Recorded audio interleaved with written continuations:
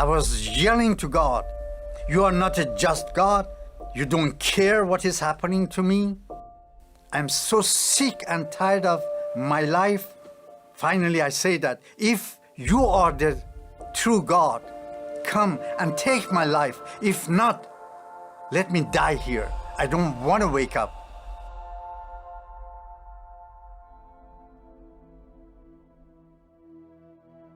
Iran before the revolution, it was really a quiet country, very peaceful. When the Islamic revolution happened in 1979, I left Iran and moved to Denmark. The very first day when I came to Denmark, it was snow falling, cold, very cold.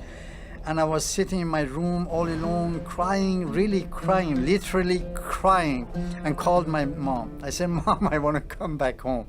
I really want to come back home. I don't want to stay here. I cannot stay here. I will die here." And she said that if you come here, you will die here too, so you better stay there. I tried to feel the loneliness by making myself busy and making money. I had a house in Bali, Indonesia. Didn't make me happy. In order to find Allah, I started to go to mosque, doing salat 5 times a day, but found no Allah. And then I went to other religion, Buddhist and Hinduism, Krishna, name it. But no God.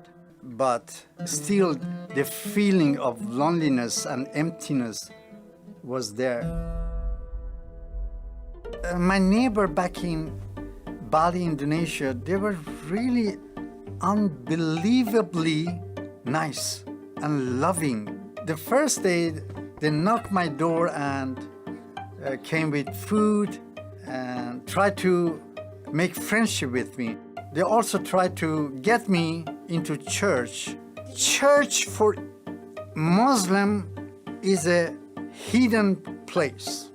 The more I turned them down, the more they loved me, purely, unconditionally. And finally, I gave up. I said, "Okay, and I want to see that what your Jesus want to do to me. Can he get me out of this misery?" When I came in the church, I saw this guy. Now he told to whole congregation, 4,000 people, "You will be touched by God in different way." Everyone was touched, but not Abraham. Nothing happened. And I was telling to myself that, "Abraham, you are a very, very bad guy. That's why God is not touching you." But the more I turned him down, the more he loved me. I mean, it was really a strange love. So finally I said, "Okay, your Jesus couldn't do anything today. Let me see what he want to do to me tomorrow." And next day, exactly the same way. And this time I was really furious. I was really angry with myself, and I was angry with God. And I was so angry with God that I went right in front of the pulpit and lay down as dead man. I was yelling to God, "You are not a just God. I'm seeking to find you for years and years, but it seems that you don't care. If you are the true God, come and take my life. If not, let me die here. I don't want to wake up." After 10 minutes, I heard a voice, "Abraham, you don't want your life? I will take your life for my glory." I felt hands start to touch my head. I thought that some of these 4,000 people felt sorry for me and came to me just to give me comfort. I opened one of my eyes, seeing that who is this? Nobody here, this side.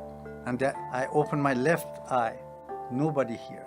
And when I opened my eyes and tried to stand on my feet, I couldn't stand on my feet. And the whole church was empty. And I was born again at that day. God made us in such a way with vacuum that only God can fill it. No money, no children or mother or father. Only God Himself need to feel that. And this same Jesus is now visiting Muslims. Before the revolution in 1979, Iran had only a handful Christians. 35 plus years after the revolution, we have more than 2.5 million Iranian Christians.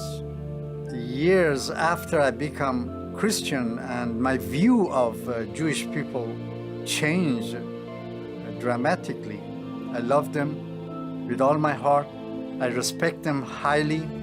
We, the Gentiles, we grafted in to the tree, but they are the branches. I truly believe that God has a still plan for Israel.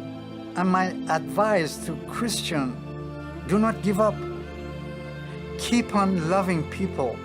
You don't know what is happening. The Jewish or Muslim, they turn you down, but don't give up. You don't know what is happening in their heart. You have to be patient. You are dealing with human soul, and continue to love people unconditionally. I am one for Israel.